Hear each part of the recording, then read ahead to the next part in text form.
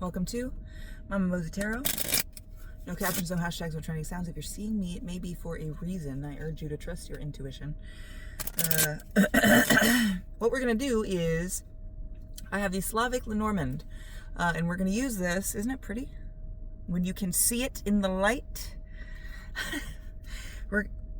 That's the cross. We're going to use this deck to see what you're going through, to set the mood, set the tone, pick up the vibe, see what it is you got going on, help you with your discernment a little bit. And then we're going to use the real life tarot to see what the message is. So classically, Lenormand uses 3 cards. The one in forward affects the one in the middle affects the one to the right. It all affects each other. It's kind of how I read tarot though, so I'm just going to go, feeling the need to use this, have been for the past couple of reads. So we're just going to get into it and see, number one, what's going on, so you know this is for you. So what's going on in your energy? Nothing? Silence, the calm before the storm. And I keep forgetting this deck does not like to flip. I don't know if logically or physically it's because of the more square shape of it, the fact that there's way less cards, I don't know. So we're going to go through one more time. If nothing else comes out, I'm going to take 2 from the top, 1 from the bottom. The one from the bottom I think is going to be the middle though, so. Nothing. Oh, we got 1! What do you know? The fucking cross that showed up at the bottom of there. So, a little bit of suffering, a little bit of stress. I don't want to say, now this does say burden as well. So what I'm getting from this is that there is a lot of burden that you feel, I don't want to say saddled with, but saddled with. So it might be that there's a lot of things that you feel that you have to take care of that aren't necessarily something that you chose to take care of. And because that came out first, I'm just going to take another one from the bottom. So we've got the tree, which is wisdom, spirituality, and growth. And then, ooh, the snake, desire, ambition, and deception. Now, the snake in mythology, in historic religious mythology, can be used to quantify or represent the divine feminine. Think about that a little bit. Okay? The divine feminine knowledge, the Kundalini dragon that goes from your root chakra all the way up to your fucking boop boop, up your top, tippy top chakra, crown chakra, for the professionals. So with this, it's like, and then I am going to check, I felt the need to check bottom of the deck, which is the anchor, security, resilience, and restraint. So it's like you're holding yourself back. You know that there is something that is, I don't even want to say calling. It feels like it's growing, because if you look at these 2 trees here, getting into the symbology. So if you look at these 2 trees, this is the middle card, which affects this card. This card being a tree climbing up with wisdom. What does it say at the bottom? Wisdom, spirituality, and growth. What is also climbing this tree? A snake. Now, in Lenormand, the snake is desire, ambition, and deception. It can be represented as what most people think are just creepy, underhanded, underground, belly on the ground, kind of rat fuck energy, right? But the snake, making do with what it has. It doesn't have any arms, it doesn't have any legs, and still it does things that some people can't do. I don't know, I can't bear hug anybody to death, you know, unless it's a small person, but look at that. So they're both climbing up a tree. Now see in this one how it was growing, flying, there's no door here. There is a door here. So I think, especially concerning the fact that you have the anchor at the bottom, I want to say that you are pulled to something. You are being pulled to something. Something is calling you. Something is pulling you. Something is growing in you. And you haven't necessarily made room for it, because the other 2 cards, we had the anchor and which is water, which can signify your emotions. And then we've got the coffin, which the coffin is surrounded in a space with certain religious symbology in the system, along with the crown, the seat that he's sitting on, right? It is being in charge, having to take care of things, having to take care of his kingdom. So it's like you can't go and pursue this thing that you want to do because you have responsibilities to take care of. Now to get a little bit more in depth, I'm going to flip 2 cards from the Lenormand and pick up any imagery and see if there's anything that, okay, so rat fox might also be, we got the rodent, which is worry, weakness, and insecurity, and then we've got the Reaper, which is danger, warning, and reckoning. Now, this is another, with the Reaper, look at the Reaper and the fucking cross, okay? I didn't plan on doing a read with this. This is still just intro. Look at the Reaper and the cross. They seem to be the same kind of skeleton, the moving on, the passing on. Now, the Reaper says danger, warning, and reckoning. So I think your intuition and your instincts are right, because just underneath that we had the Herald. Now this is change, transition, and movement. So I think with all of these cards that we've got out, it is not the time to push away your responsibilities. There is going to be a time coming for you to handle and get into this thing that is calling you, pulling you. The universe is not telling you, oh, I'm pulling you. That means neglect all of your responsibilities and choices that you've made up until this point to chase this thing that is drawing you, calling you, pulling you, okay?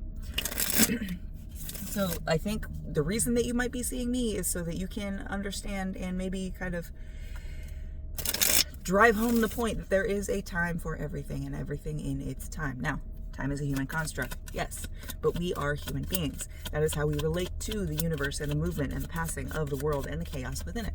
So, we're going to see why you are seeing me, if anything comes out. If not, then it might be the opposite of what I was thinking. That might be my own bias coming through, which I hate when that happens. Do you need to pursue this thing and still find a way to fit it in with your responsibilities? Yes, you fucking do. Okay, I was wrong. You need to find a way to fit this thing in with your responsibilities, because this deck was quiet until I said that. When I was talking about how you need to just take care of things and wait for a sign for this thing to come up for you. Hold on. Waiting for a sign for this thing to come up for you. These cards came out. So 50-year plan and atom bomb. I want to say that any plans that you may have had in taking this on, any future that you thought that you had to or had been forced to commit yourself to in terms of your responsibilities, is being blown up. Now, I don't want to say literally, but it's your plans, the path that you chose for this is not the path that you were meant to take. Woo! We got catfish, delete, and then the pothole. So I'm going to do them in the order I said them, and I've never gotten catfish before, so interesting. Now, catfishes are bottom feeders, right? A lot of people like catfish, though. A lot of people like to eat catfish. There's 17 fucking, that I'm aware of, ways to cook catfish itself. And then the sides that you can serve with it. But the point is that this is cooking. This is taking something that you don't necessarily choose and making that something you choose, enjoying that, utilizing that, everything in that. And we've got the pothole and delete. So this really does, with the combination of all three and what I was talking about with the catfish, this feels like you're just going to have to deal with something until something is shaken loose. What happens when you go over pothole? Right? Until something is shaken loose and you realize that there are some things in your life that you can change, but this is all a choice on you. If you have that fear of letting go, that fear of reorganizing things, that fear of giving less because somebody might be pissed off at you that you suddenly started to give them less of your time, attention, and energy, it has to be a solid choice that you make. Not, well, the universe kind of told me that I kind of have to do less for you and more for myself. That's not going to fly with anybody. You have to tell people from your chest, I have other shit to do. I love you. I would love to be able to help you more, but right now it's just not feasible for me. And if you love me, you will understand. If I can find you help, because that's a situation we're in, I absolutely will. It's being an adult and communicating about a situation, because if the person that you are communicating with cannot be an adult, you already have your answer. Okay?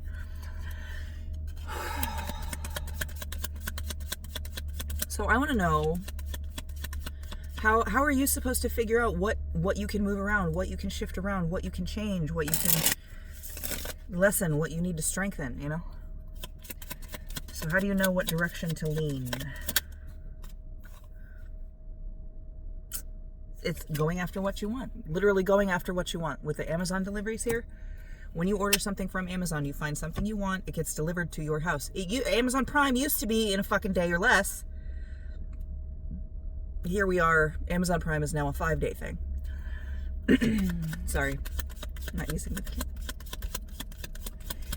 But it also might tie in with the fact that what I just said, it might be a 5-day delivery. So it might be that you go after this thing you want and you don't automatically see the results you want. But if it is something that you want, you will continue. You will understand, okay, well, this is what I want. It's just not the results that I want, the specific results that I was looking for. So how do I get those results? Get involved in what you're in, what you're going after, what you're being submerged in, what you're choosing to dip a toe in. Okay? 927 on the timer. I'm going to go through one more time and see if there's anything else that you need to know from me. And I missed you guys over the weekend. My weekends are a little bit longer now, so I tend to spend that time working around the house and doing stuff that I missed. The third nipple. The third nipple, what do you need to know? So there might be discomfort here. It might be that you're holding on to things that you don't necessarily need. And with the third nipple and the everything that I relate to that, this really does feel like you can accept it or you can't. But it's your choice. You cannot have the universe, oh, take this away from me. Oh, tell me what to do. It is literally your choice. You can choose to accept the way that your life is, and you can move around that and move with it, or you can choose to change the way your life is and move away from it. But the universe here is telling you that it is your body, your choice. Okay? With this fucking nipple. A lot of people might find a third nipple weird. A lot of people might find it fucking hot. It is your choice. What do you think? What do you want?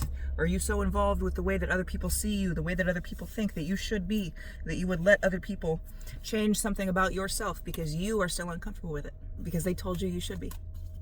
Okay? I'm not talking about nipples here. All right, I still feel like there's something else, so I'm going to split. We're at 10, 11 minutes. Too many cats in reverse. Now, this deck doesn't do reverses, but I tend to take reverses as there's something keeping this thing from being upright, okay?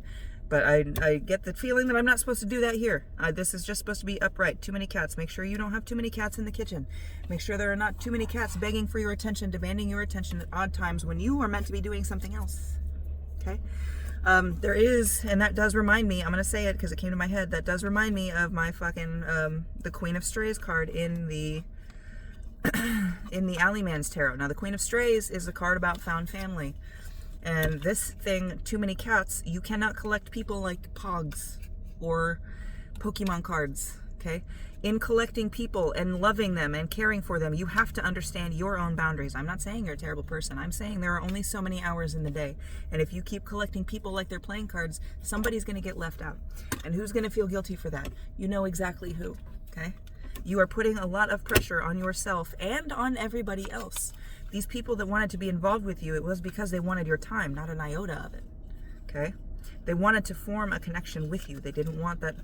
And here's the thing, it doesn't really necessarily matter what they want, but when it's coming to a point where you are starting to treat yourself worse than you deserve to try to make other people happy, that needs some recalibrating, okay? I hope this helped. Love you.